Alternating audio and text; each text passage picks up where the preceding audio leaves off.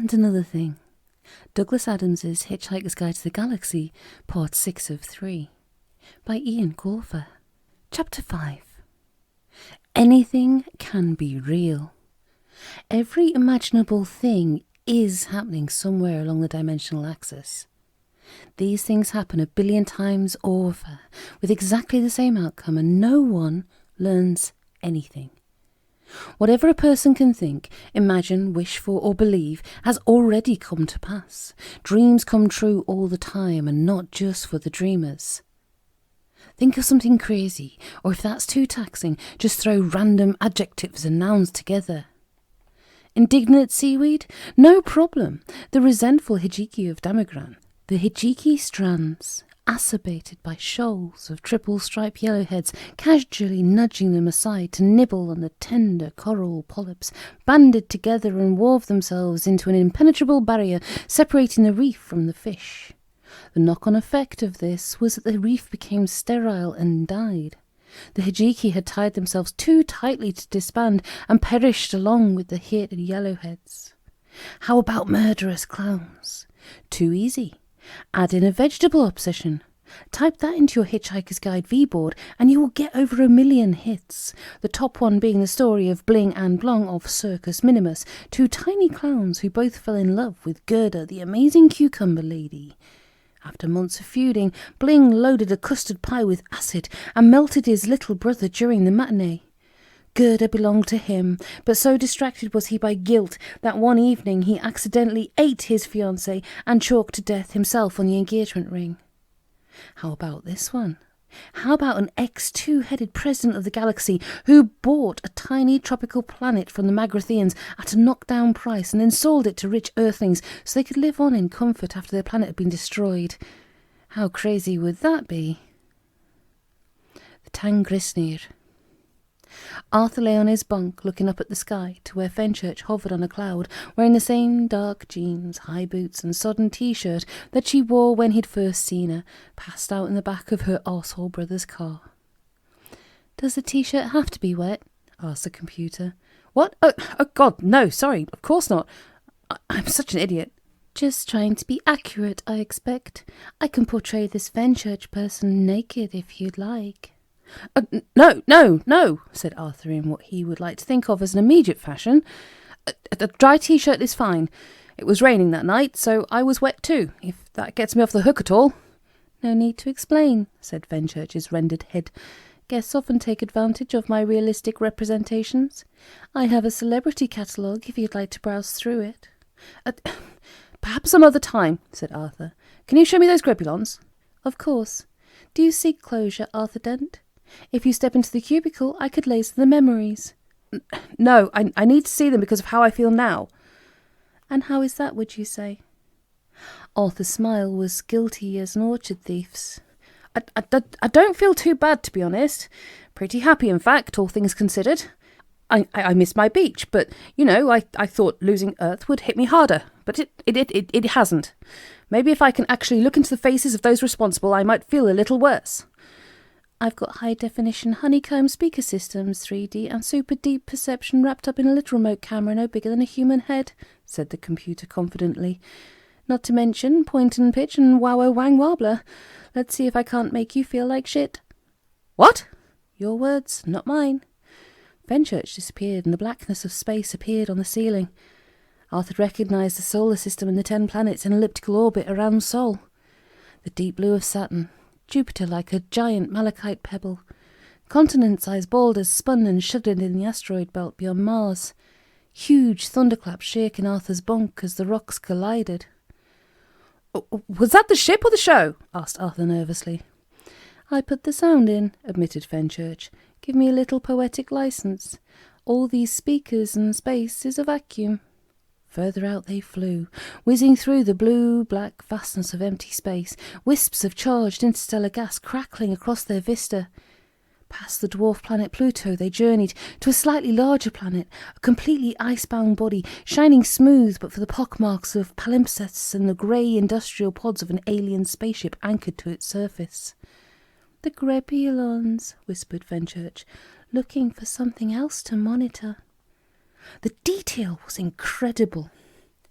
Arthur could see every plate of armour, every twist of cable. He reached out to touch the hull, and the entire scene lurched and zoomed. "That's the point and pitch," said Fenchurch. "Careful with that. People have been known to throw up." Arthur peered through a porthole, feeling like a peeping Tom. He saw soft sofas and magazine racks.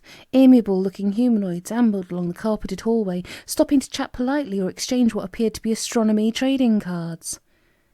This was not the kind of behaviour a person expects from a destroyer of worlds. Arthur looked, but not one of the Grebulons was laughing maniacally, nor did they appear to have misshapen minions. "They look so nice," said Arthur, a little disconcerted by how easy it would be to like these people. Fenchurch's snort was so spot on that Arthur wanted to weep. "It's always the nice ones. You look up the sub-ether the day after a planet gets blown to smithereens, and it's zigabytes of the neighbouring worlds saying how the rampaging mass murderers were always so polite on trade missions, how they always sent kittens at catty bagmas, how they kept to themselves mostly." Arthur used the P&P to zoom in on a Grebulon woman with a clutch of admirers gathered around.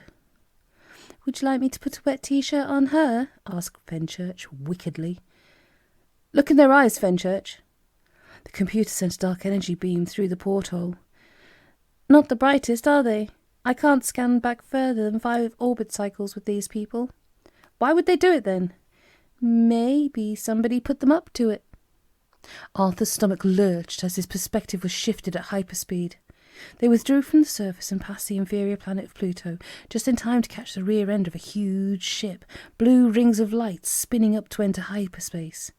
The ship was so yellow and ungainly and would never feature on a fruity sub-ether spaceship show where middle-aged ex-racing drivers threw it around a test track while making jolly xenophobic remarks and claiming not to understand all the knobs and dials. This ship was clumsy in the way that comets are not. "Vogons," said Arthur, surprised not a jot. "Jerks, every one of them. Complete arseholes." "Ah, your people." Arthur managed a spurt of indignance. "Not my people. That bunch killed all of my people." "Well, not all of them." "Nearly all. 3 of us. That's all that are left." "Soon will be." "Soon? What do you mean soon?" "Well, I had a little rummage in their computer. Apparently, the Vogons are off to the dark nebula of Sulianis and Ron to hunt down a colony of Earthlings." "What? Earthlings? What the hell is a dark nebula? Shouldn't you play ominous music when you say things like that? Could their computer give you any details?" On the ceiling screen, the whirring blue circle suddenly froze, turned white and disappeared, along with the Vogon ship. "Too late," said Fenchurch. "Even my instruments cannot hack through hyperspace." Arthur tumbled from his bed, absently jamming the school cap onto his head. "We must warn them, surely. Should we warn them? Should we go to this dark nebula place? Bomb, bomb, bomb!"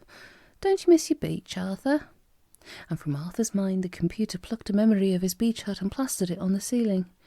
"I miss it terribly. Every day was the same. No exploding planets or people screaming at me or aliens invading my personal space. Why do people always feel it necessary to stand nose to nose for a simple conversation? Plus, on my beach, I could stray as far as I wanted off the subject and nobody tries to drag me back on course." "So why would you follow the Vogons? They never fail. Why give yourself the heartache?" "I need to go because a large part of me doesn't want to go. What kind of earthling would I be if I didn't want to save my species?" "An alive one. Not blown to atoms by Vogon thermonuclear warheads. A little archaic, but they do the job." "We have to turn around, or power up a drive. Push the go faster button. Something." "Calm yourself, Arthur Dent. Wowbagger goes where his schedule takes him." "He was going to Earth, wasn't he? To insult Earthlings." "True." "Well then, the last Earthling colony appears to somehow be in this dark nebula. Couldn't Wowbagger insult the Earthlings there?" "It's feasible, if you state your case well, Arthur Dent." Guide note: throughout recorded history, the ability to state one's case well has generally had about as much success as talking things out reasonably or putting aside our differences. The people who use these tactics generally mean well and would make excellent motivational speakers or kindergarten teachers, but on no account should they be put in charge of situations where lives are at stake. Malapropos comments such as, "I know we haven't always seen eye to eye," tend to send negotiations spiralling towards disaster, especially if the other species' representative suffers from globular organ envy or thinks you are being a patronising git. Successful negotiations are invariably conducted from a position of power, or at least the perception of power. Strolling into a meeting wearing a comfortable robe and smelling of incense with a sincere desire to iron out difficulties is, perversely, a surefire way to get everyone killed. General Anyar Tista, an acknowledged prince of negotiators, once claimed that while on the job he never used a sentence that did not include at least one zark, 2 shits and half a dozen ass cracks.